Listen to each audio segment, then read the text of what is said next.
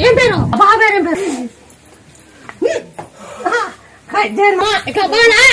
Jai Hanuman